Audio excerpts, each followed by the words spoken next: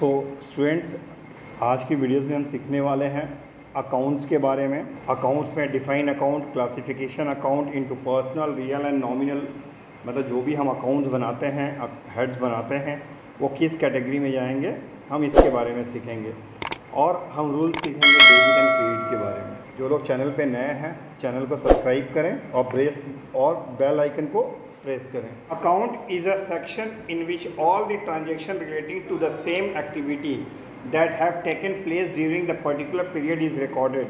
Account का मतलब कह रहा है यहाँ पे कि एक सेक्शन, एक हेड होता है जिसके अंदर उससे रिलेटेड जो भी ट्रांजेक्शन हो रहे हैं उसको रिकॉर्ड करना। फॉर एग्जांपल मैं बात करता हूँ कैश, ठीक है।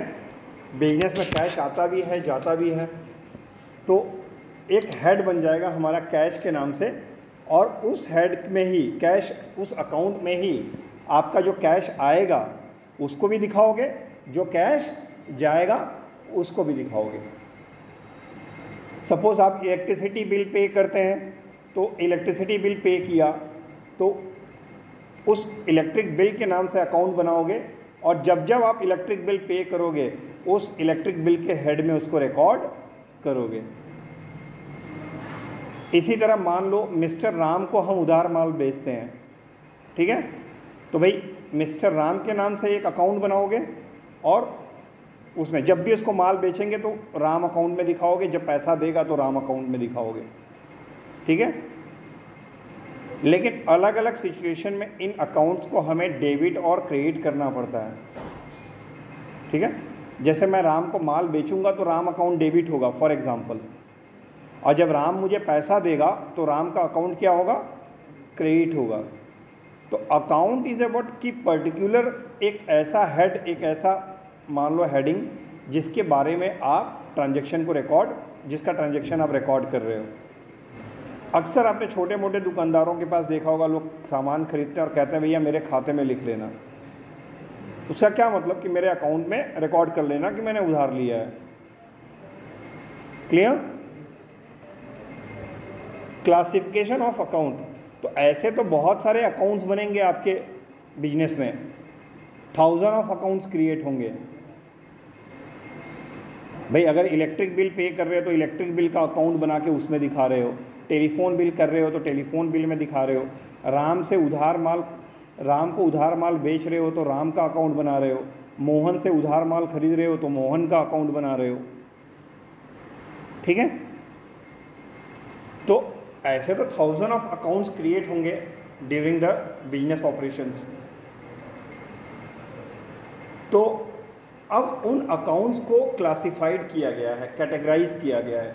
अब 1000 अकाउंट हैं तो उनको 3 अलग अलग सेक्शन में डिवाइड किया हुआ है। कुछ कहलाते हैं पर्सनल अकाउंट, मतलब कुछ पर्सनल अकाउंट की कैटेगरी में आते हैं, कुछ अकाउंट्स रियल अकाउंट की कैटेगरी में आते हैं, कुछ अकाउंट्स नॉमिनल अकाउंट की कैटेगरी में आते हैं। पर्सनल अकाउंट जैसे हिंदी में व्यक्तिगत खाता, व्यक्तिगत खाता नाम में ही इसका आंसर है। ये ऐसे अकाउंट्स जो किसी पर्सन के नाम से, किसी व्यक्ति के नाम से, कंपनी के नाम से, फर्म के नाम से या ऑर्गेनाइजेशन के नाम से जो खाते बनते हैं वो आपके पर्सनल अकाउंट की कैटेगरी में आते हैं। तो जब आप ट्रांजैक्शन रीड करोगे तो उसमें आपको पता चल जाएगा कि देखो हर एक ट्रांजैक्शन, ये बात मेरी हमेशा आप लोग दिमाग में रख लो, बिजनेस के जितने भी ट्रांजैक्शंस होते हैं हर ट्रांजैक्शन में 2 एस्पेक्ट्स होते हैं, 2 पहलू होते हैं, ठीक है। तो 2 एस्पेक्ट्स होने की वजह से हर ट्रांजैक्शन में 2 खाते तो बनेंगे ही बनेंगे, ठीक है। तो अगर आपका कोई एक खाता जो बन रहा है, आपको लग रहा है कि किसी पर्सन का नाम है, कंपनी का नाम है, फर्म का नाम है या ऑर्गेनाइजेशन का नाम है, तो उसको क्या करो आप, वो मतलब वो किस कैटेगरी में आएगा, पर्सनल अकाउंट की कैटेगरी में आएगा। फॉर एग्जांपल एसके ट्रेडर्स को हमने उधार माल बेचा, तो भाई माल बेचा तो आपका माल जा रहा है, सेल हो रहा है। तो अब यहाँ पे इस ट्रांजैक्शन में 2 अकाउंट बनेंगे, एक तो सेल अकाउंट और एक बनेगा किसको बेच रहे हो, एसके ट्रेडर्स को। तो अब एसके ट्रेडर्स इज व्हाट, एक फर्म का नाम है। एस्टेट ट्रेडर क्या है? एक फर्म का नाम है। क्लियर? देखिए बहुत बच्चे कंफ्यूज होते हैं। पर्सन का नाम तो क्लियर हो गया, फर्म क्या होता है, कंपनी क्या होती है। फर्म छोटे मोटे जो बिजनेस होते हैं, रजिस्टर्ड बिजनेस, वो फर्म कहलाते हैं। ठीक है, आपने कई जगह देखा होगा लिखा हुआ ABC इंटरप्राइजेज, ठीक है, XYZ ट्रेडर्स, ये फर्म है। और फर्म का मॉडिफाइड फॉर्म मतलब बड़ा रूप कंपनी होती है। कंपनी एक बड़ी जगह होती है जहाँ पे बहुत सारे एम्प्लॉइज काम करते हैं, ठीक है, और वो कंपनी जो होती है कंपनी एक्ट में रजिस्टर्ड होती है। ये डजंट मैटर कि कोई प्राइवेट लिमिटेड है या लिमिटेड है, उससे मतलब नहीं, लेकिन वो कंपनी मतलब फॉर्म से बड़ा एक कंपनी होती है। क्लियर? ऑर्गेनाइजेशन का मतलब होता है संस्था। जैसे मान लो नेहरू युवा केंद्र, सपोज मैंने नेहरू युवा केंद्र को गुड सप्लाई किया, यानी माल बेचा ऑन क्रेडिट, उधार पर, तो वहाँ पे नेहरू युवा केंद्र हम दिखाएंगे ना किसको उधार दिया। भाई जनरल सी बात है, अगर आप बिजनेस अकाउंट लिख रहे हो तो अगर आप किसी को उधार दोगे तो लिखोगे ना किसको दिया, तो नेहरू युवा केंद्र को दिया। तो Nehru Yuva Kendra is not a name of person, it is a name of organisation. ठीक है, अगर नेम ऑफ ऑर्गेनाइजेशन है तो भी वो पर्सनल अकाउंट में आएगा। ठीक है, तो हजारों अकाउंट में से कौन से पर्सनल अकाउंट में जाएंगे आपको समझ में आया। ऐसे ही real account, see the things which you can see and touch and that is your asset of your business. मतलब वे सारी चीज़ें जो आप देख सकते हो, छू सकते हो और आपके बिजनेस की एसेट हैं, उनका एक पॉजिटिव इकोनॉमिक वैल्यू होगा। मतलब कभी भी एसेट का जो वैल्यू होता है कभी माइनस में नहीं जाता है। ठीक है, कितना भी वो ख़राब हो जाए तो भी आपको कुछ ना कुछ पॉजिटिव अमाउंट दे के जाएगा। ठीक है, तो वे सारे एसेट जिसको आप देख सकते हो, छू सकते हो, वो सब आपके रियल अकाउंट की कैटेगरी में आते हैं। फॉर एग्ज़ाम्पल बिल्डिंग है, फर्नीचर है, मशीन है, कैश है।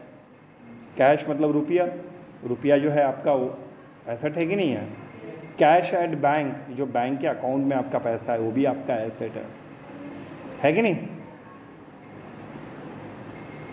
इन्वेस्टमेंट, बहुत सारी चीज़ें हो सकती हैं एसेट के अंदर। क्लियर? लेकिन एक ध्यान दो कि जैसे कुछ स्टेशनरी की चीज़ें लाइक स्केल हो गया, पेन हो गया, कार्बन पेपर हो गए, ठीक है, कैलकुलेटर हो गया, that is also you can see and touch but you will not count as a asset. इनको आप एसेट में काउंट नहीं करोगे, इनको आप एसेट में काउंट नहीं करोगे। क्यों नहीं काउंट करोगे? बिकॉज ये मैंने आपको बताया था मटेरियलिटी कंसेप्ट में कि मतलब इनकी वैल्यूज़ जो है इतनी इनसिग्निफिकेंट है, मतलब इतनी तुच्छ है कि इसको हम एसेट मान के नहीं चलेंगे।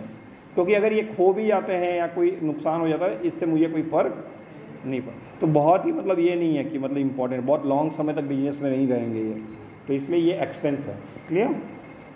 तो याद रखिएगा, आपको किसी को भी एसेट होने के लिए उसका बहुत सारी चीज़ें देखनी होती है, उसका अमाउंट, उसकी ड्यूरेबिलिटी, कब तक हो रहेगा, क्या है, बहुत सारी। ठीक है, बट मैं लेकिन यहाँ पे एक चीज़ और बताऊंगा रियल अकाउंट के बारे में। रियल अकाउंट में कुछ ऐसे भी एसेट आते हैं जिनको आप छू नहीं सकते और देख नहीं सकते, लेकिन फिर भी वे आपके बिजनेस में एसेट के रूप में होते हैं, और वे एसेट राइट्स के रूप में होते हैं। राइट्स मतलब अधिकार, मतलब ये कोई वस्तु नहीं होती, इसको आप देख छू नहीं सकते, but that is also it is asset, क्योंकि ये राइट्स के रूप में, अधिकार के रूप में आपके बिजनेस में होता है। For example copyright.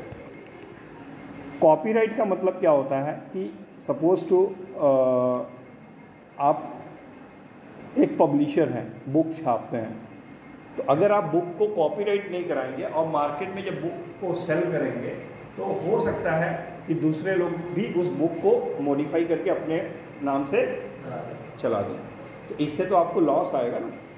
So we have to make the copyright of books. Okay, तो कॉपीराइट बहुत लोग कराते हैं, जैसे जो स्टोरी राइटर्स होते हैं वो अपनी स्टोरीज़ को कॉपीराइट कराते हैं, ठीक है। फिल्म मेकर्स जो होते हैं अपनी फिल्म को कॉपीराइट कराते हैं, जो गाने वगैरह लिखते हैं वो अपने गानों को कॉपीराइट। पता चला कि मैं किसी को अपनी फ़िल्म की कहानी सुनाने गया और उसने कहा यार मुझे पसंद नहीं आई, तुम जाओ, और फिर धीरे से उसने अपनी फ़िल्म उसी कहानी पे बना दी।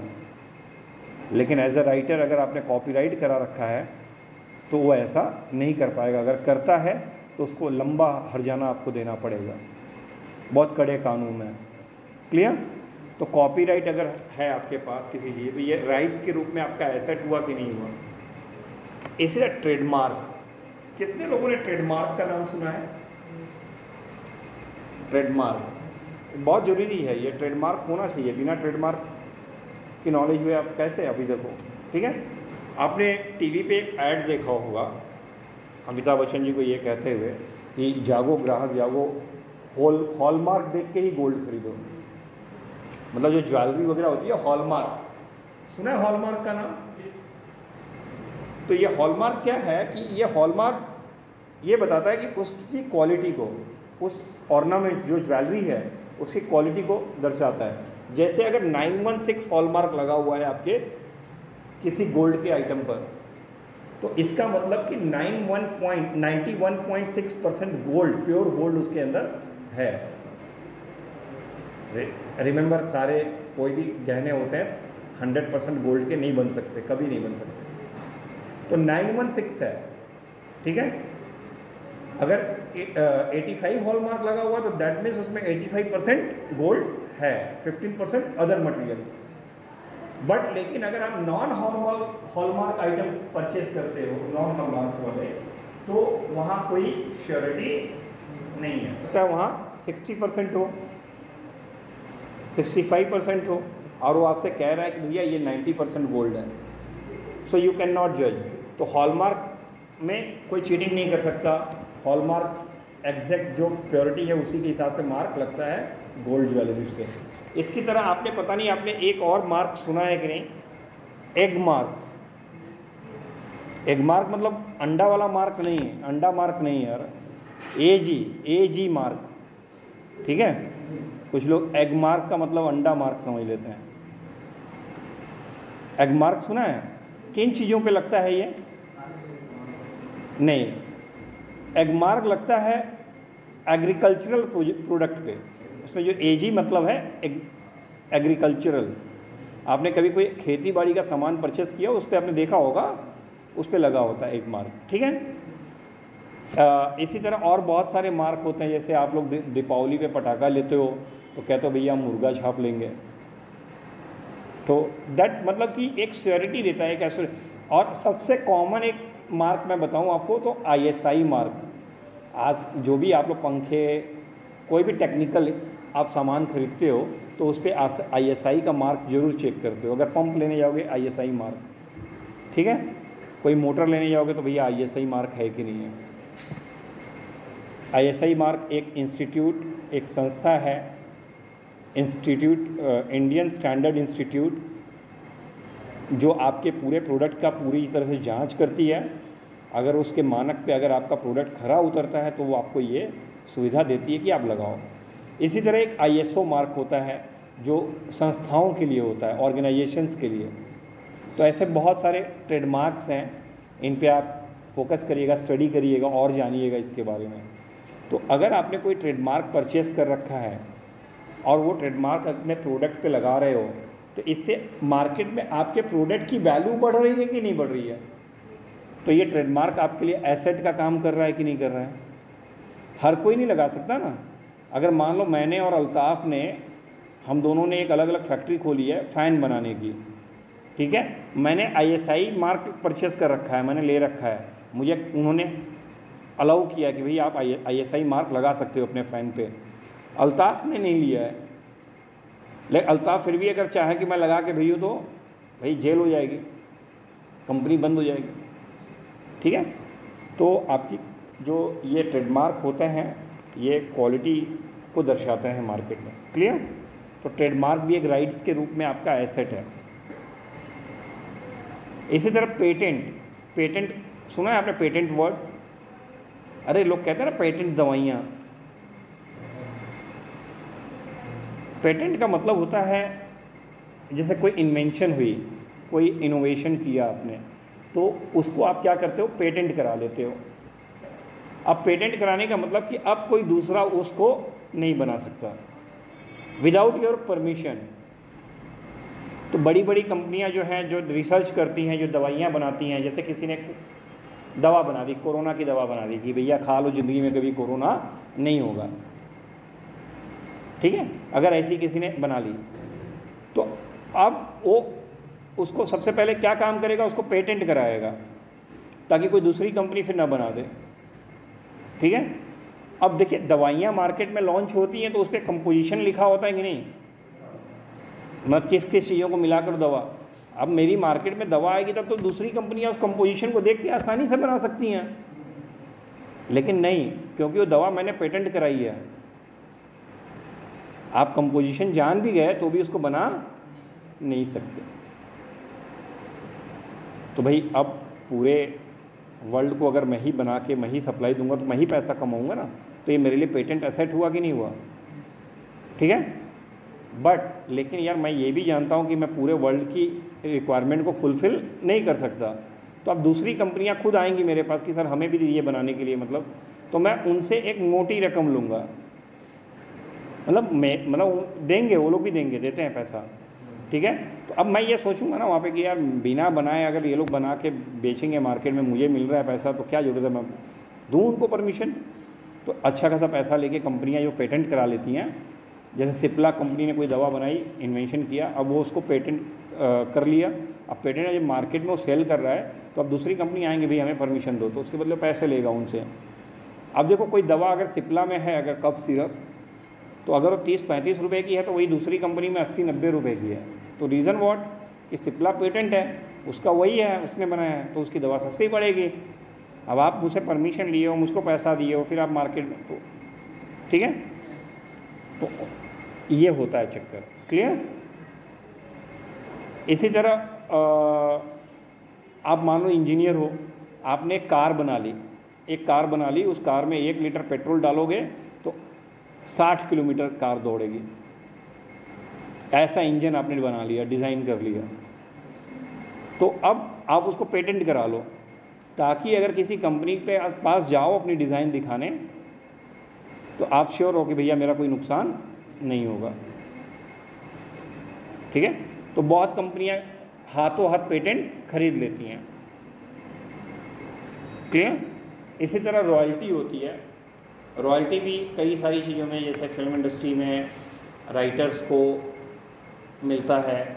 जैसे मान लो अगर आप राइटर हैं, आपने बुक लिखी, आप पब्लिशर के पास गए, तो पब्लिशर जो है आपसे या तो बुक परचेस कर लेगा, पूरी फिल्म खरीद लेगा, या तो मतलब समझौते होते हैं कि भाई इतना पैसा अभी हम आपको दे देंगे इस बुक का भाई, और जब इस बुक की नई मतलब एडिशंस मार्केट में प्रिंट होगी तो उसका एक कुछ परसेंटेज आपको रॉयल्टी के रूप में मिलता रहेगा, ठीक है। तो रॉयल्टी इनकम होती है। गुडविल भी एक तरह का एसेट है आपका। अगर आपकी मार्केट में गुडविल अच्छी है तो आपकी सेल बढ़िया रहेगी, हर चीज़ बढ़िया रहेगा। Even nominal account